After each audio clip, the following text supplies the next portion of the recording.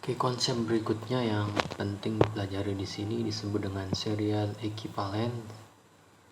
Jadi jika tiap-tiap dari beberapa transaksi diketahui memiliki efek yang benar ketika dilakukan sendiri, maka bisa diambil kesimpulan bahwa jika transaksi-transaksi ini dilakukan dalam satu waktu dengan suatu urutan, maka efek yang diberikan juga benar. Nah, jadi beberapa transaksi nantinya bisa berjalan sendiri-sendiri dengan efek yang benar misalnya ya. Nah, untuk akses yang concurrent ini bisa dilakukan secara selang-seling. Nah,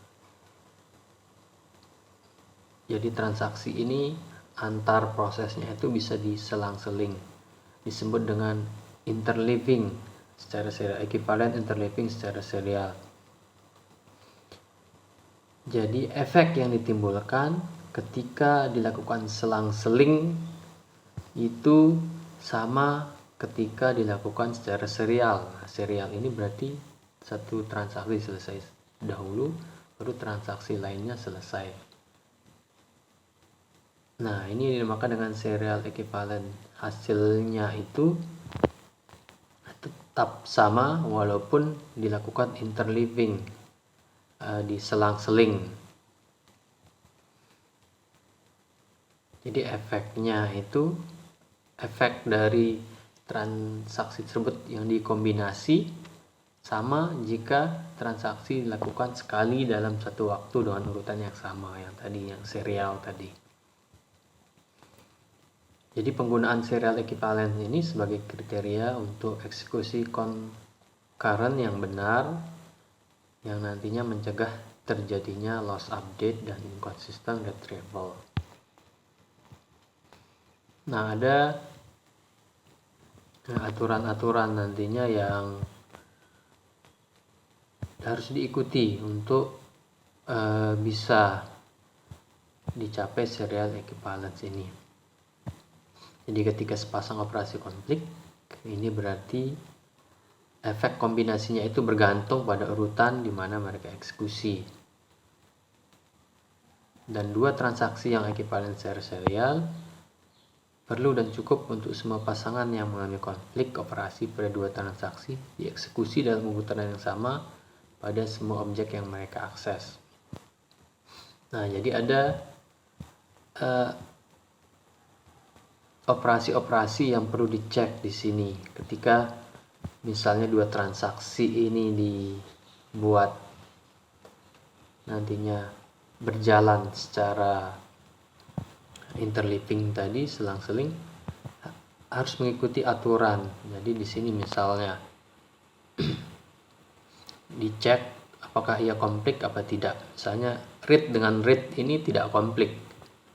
Jadi tidak ada dependensi ya, tidak bergantung order urutan dari operasi. Jadi ini bisa dilakukan kalau read dengan read ya bisa diselang-seling. Kalau read dengan write, nah di sini ada konflik ya karena harus memperhatikan urutan dari eksekusinya. Begitupun write dengan write ini juga konflik. Jadi harus memperhatikan urutan. Nah, ini kita lihat contoh dari serial equivalence. Jadi transaksi T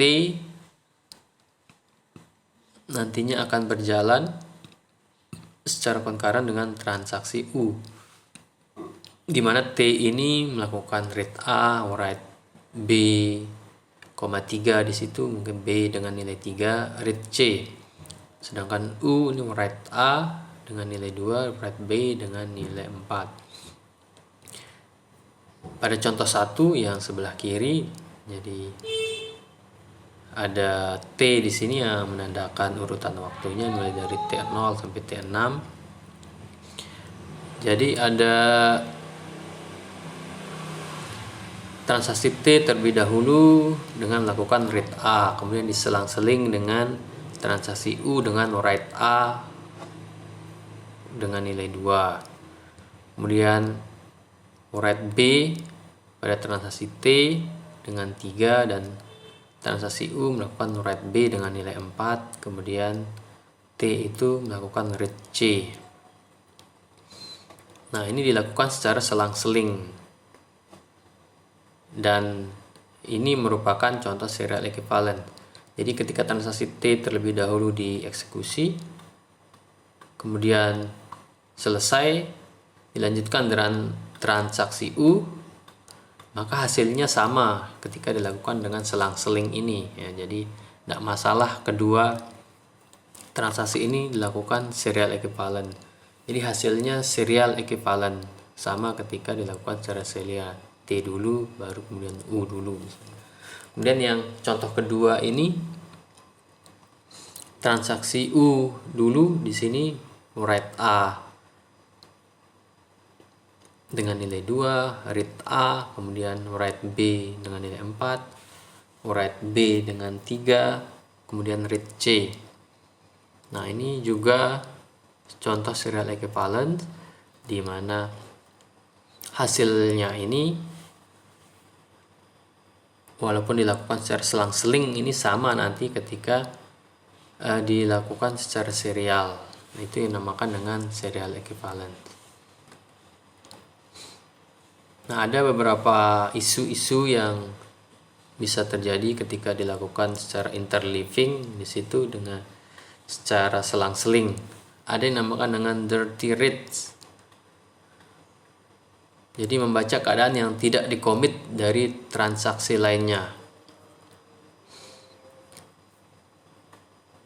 Pada contoh 2 example 2 di slide sebelumnya, jika transaksi U diabort, digagalkan setelah transaksi T telah dikomit. Nah, ini nanti bisa terjadi dirty read. Nah, transaksi U misalnya dihilangkan di sini ya, berarti pada transaksi T ada read A di situ ya. Nah, read A ini nanti bisa mengalami masalah dirty reads, pembacaan kotor di situ, karena transaksi U ini tidak terjadi, tidak terjadi, sedangkan T bisa saja membaca nilai yang tadi sudah diubah oleh transaksi U. Kemudian ada premature writes. Ini menulis pada objek yang sama dari transaksi lainnya yang bisa jadi diabort. Nah, ini contohnya pada example 1. Contoh 1, transaksi U dicommit atau disimpan dan transaksi T diabort. Nah, misalnya U ini disimpan ya. Nilai A dan B ini disimpan, dicommit. Sedangkan T ini diabort gitu ya, digagalkan misalnya ya.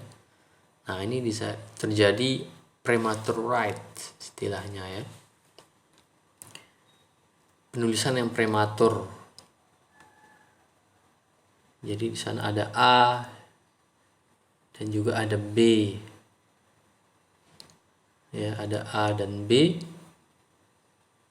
di mana nilainya harusnya transaksi T nanti ada proses, tetapi di sini sudah di write oleh U misalnya ya, sehingga di sini ada masalah premature write.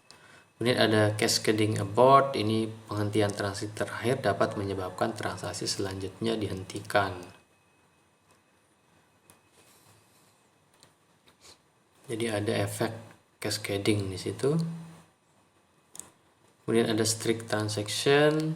Di layanan menunda operasi read and write pada objek sampai semua transaksi yang sebelumnya menulis objek tersebut telah dicommit atau diabort. Nah, ini dapat mencegah premature write dan juga cascading abort. Nah, ini kaitannya dengan serial equivalence. Berikutnya kita masuk ke contoh protokol yang digunakan untuk mengatur concurrency two-phase locking protokol. Jadi ini merupakan teknik yang paling populer digunakan biasanya di database management system, RDBMS atau ODBMS. Kemudian ada transaction monitor untuk memonitor transaksi. Jadi ada log manager yang nanti punya fungsi untuk memberikan log jika permintaan tidak konflik dengan log yang sudah diberikan. Jadi istilahnya ada log di situ. Bagi transaksi yang mengakses suatu sumber daya nanti akan diberikan log dengan melakukan pengecekan terlebih dahulu. Ada aturan pengecekannya nanti yang menjadi pertimbangan untuk log manager memberikan log kepada suatu transaksi. Ini menjamin serializability, syarat utama bagusnya suatu teknik concurrency control ya, menjamin adanya serializability. Jadi logs adalah sebuah tanda yang mengindikasikan bahwa sebuah proses mengakses sebuah sumber daya dengan mode tertentu. Dengan minimal mode lognya itu read dan write. Jadi ini adalah sebagai tanda nantinya ya, bahwa suatu proses atau transaksi mengakses sebuah sumber daya dengan mode tertentu. Jadi log digunakan untuk mengindikasikan pada proses-proses yang concurrent penggunaan sekarang dari suatu sumber daya. Log ini nanti yang menjadi patokan ketika ada proses atau transaksi yang mengakses sumber daya. Jadi log manager nanti akan memberikan logs di mana ada aturan di situ bergantung pada kompatibilitas permintaan akuisisi dengan mode dari log yang sudah diberikan, di mana kompatibilitasnya ini diperlihatkan pada matriks. Ini adalah matriks minimal ya dari log compatibility. Jadi di sini kalau read ketemu dengan read, maka plus ini berarti tidak konflik atau bisa diberikan akses bersamaan. Sedangkan read dengan write ini minus, artinya ada konflik di situ, tidak boleh diberikan lognya, harus menunggu. Begitupun write dengan read, write dengan write. Nah, jadi hanya operasi read di sini yang diberikan akses jika ada satu transaksi yang sudah mengakses misalnya, di mana modenya di situ ada read, ada proses atau transaksi lain masuk juga dengan mode read, maka diberikan akses untuk share concurrent pada sumber daya. Jadi permintaan log tidak dapat diberikan jika log yang tidak kompatibel sedang digunakan oleh proses yang concurrent. Ini disebut dengan locking conflict. Jadi cara yang dilakukan tentu saja dengan memaksa proses yang meminta untuk menunggu sampai log yang konflik dilepaskan. Jadi transaksi yang sudah melakukan log tadi harus selesai dulu, baru setelah selesai mengakses sumber daya log bisa diberikan. Atau bisa saja dengan mengatakan kepada proses bahwa log tidak bisa diberikan, dimana ini adalah pendekatan yang lebih baik. Jadi istilahnya harus menunggu dulu ya, tunggu dulu sampai transaksi ini atau proses ini selesai melakukan operasinya di sumber daya tersebut. Nah, ini adalah contoh implementasi log pada masalah yang di awal, yaitu loss update ya. Nah, jadi misalnya ada dua transaksi pada satu rekening ya. Contoh yang dulu di awal. Jadi di ATM terlebih dahulu akan dilakukan debit sebanyak 50. Karena debit ini nanti melibatkan update atau menulis data, maka diminta log terlebih dahulu. Jadi di log terlebih dahulu akun tersebut atau rekening tersebut di lock dulu. Di sini T1 count and act ini di lock dengan mode write, sehingga di counter di teller misalnya akan ada proses kredit, berarti di situ juga akan melakukan proses pengupdatean, lakukan write, maka di inisialisasi juga lognya nanti write. Nah, tapi pada proses berikutnya transaksi yang di teller ini harus menunggu transaksi yang di ATM ini selesai. Jadi diselesaikan dulu inisialisasi nilai yang baru itu 50, balance-nya sekarang 50, baru kemudian di unlock. Nah, di T4 ini unlock, sedangkan di counter ini sebelah kanan ini garis putus-putus ini menunjukkan tidak boleh diakses di situ. Menunggu sampai unlock ini baru di T5 ketika hasilnya sudah fix, hasil dari transaksi di ATM ini yang bernilai 50 ini bisa dibaca oleh transaksi ada di play counter, sehingga new-nya sekarang menjadi 100, balance-nya 100, disimpan 100 di situ, dan baru kemudian dilakukan unlock, sehingga tidak lagi terjadi loss update seperti contoh di awal. Nah, deadlock merupakan masalah yang bisa muncul jika dilakukan locking, sehingga tugas dari log manager nantinya untuk mendeteksi deadlock tersebut. Jadi caranya tentu saja dengan membatalkan satu atau beberapa proses yang terlibat, sehingga tidak berlarut-larut deadlock yang terjadi. Jadi ini melibatkan undo untuk setiap tindakan yang telah dilakukan oleh proses-proses. Nah, ini yang harus dilakukan oleh deadlock manager ya, atau log manager, untuk menghindari masalah deadlock. Jadi untuk proses locking, proses-proses nanti mendapatkan lock sebelum mereka mengakses sumber daya terbagi dan melepas lock setelahnya. Jadi ada aturan di sini ketika dilakukan two-phase locking protokol bahwa proses-proses tidak mendapat lock sekali setelah melakukan release terhadap sebuah lock. Nanti kita lihat contohnya ya. Jadi proses-proses tidak mendapat lock setelah ia melakukan release terhadap sebuah lock. Jadi ada dua fase di sini dalam two-phase locking protokol ini. Ada fase akuisisi dan ada fase release.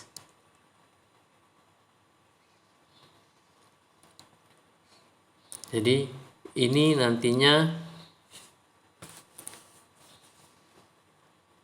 sebagai mekanisme untuk menghindari deadlock supaya tidak terjadi siklus di situ saling menunggu, maka diberlakukan aturan ini.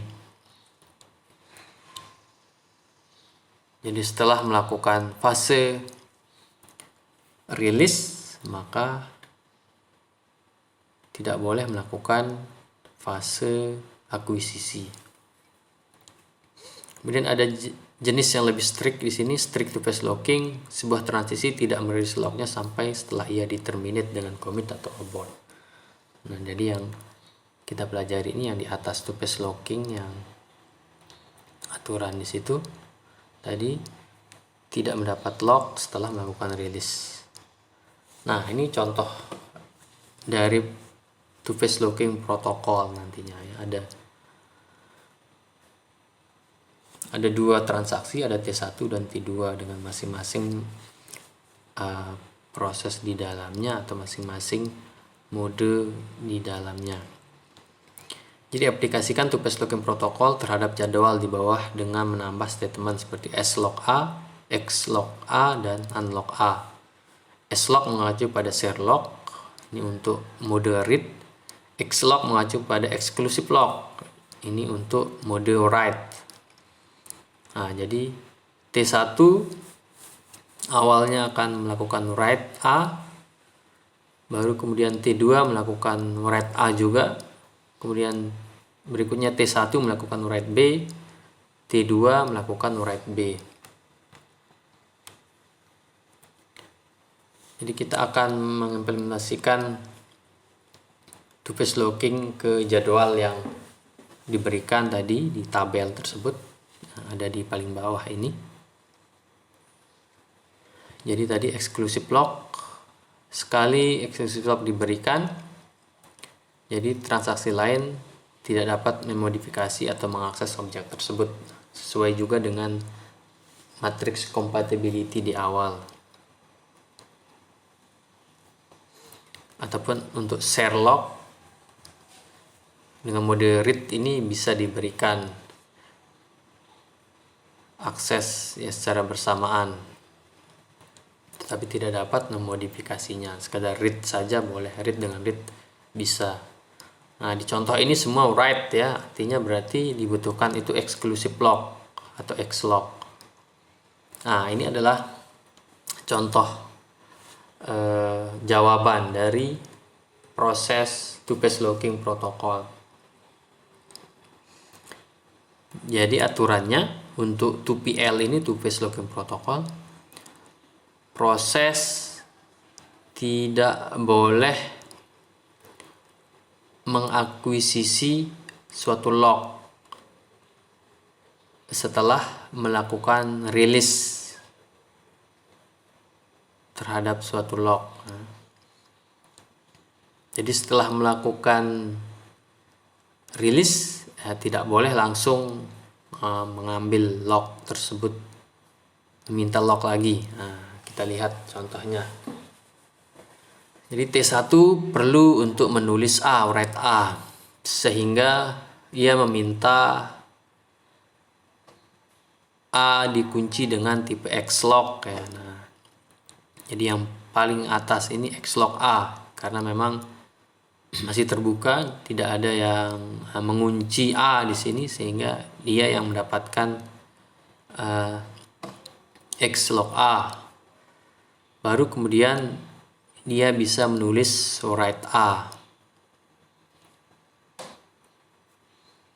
Itu yang dilakukan yang pertama. Jadi untuk write A ini berarti ia harus meminta xlock, lock eksklusif untuk A, sehingga harus di unlock dulu A ini, baru kemudian bisa diakses oleh yang lain. Dan di sisi lain T1 ini juga perlu melakukan write B ya. Perlu melakukan write B, sehingga perlu diminta xlock B. Xlock B. Nah, xlock B ini diminta sebelum unlock A ya. Nah, ini aturan yang tadi berlaku, bahwa satu transaksi tidak boleh mendapatkan lock setelah melakukan rilis, sehingga ia memintanya sebelum melakukan unlock atau sebelum melakukan rilis ya. Jadi xlock B-nya ini sebelum unlock A. Nah, setelah unlock A dilakukan, rilis terhadap lock A tadi, maka T2 bisa meminta xlock A di sini ya. Kemudian boleh melakukan write A. Nah, di T1 bisa lanjut melakukan write B, karena tadi sudah dilakukan penguncian atau meminta lock B dengan tipe X lock B, sehingga ia T1 bisa melakukan write B. Setelah selesai bisa merilis unlock B ya. Baru kemudian T2 bisa melanjutkan prosesnya untuk meminta X lock B tadi, baru kemudian write B ya, write B. Dan terakhir bisa dilakukan unlock terhadap kedua.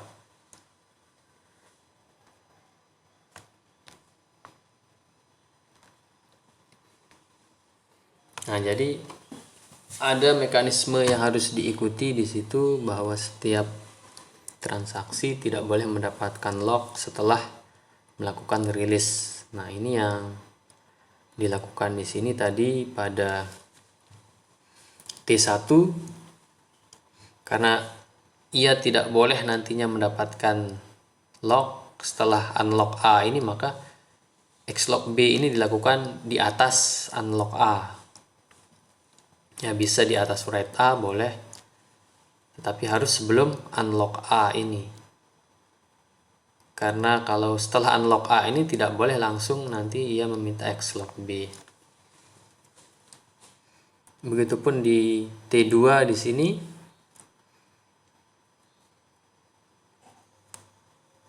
Dia tidak langsung melakukan unlock di bawah write A ini ya. Setelah selesai write A, dia tidak langsung unlock A, karena nanti ia perlu lagi lock untuk Xlock B ini, sehingga nantinya bisa diambil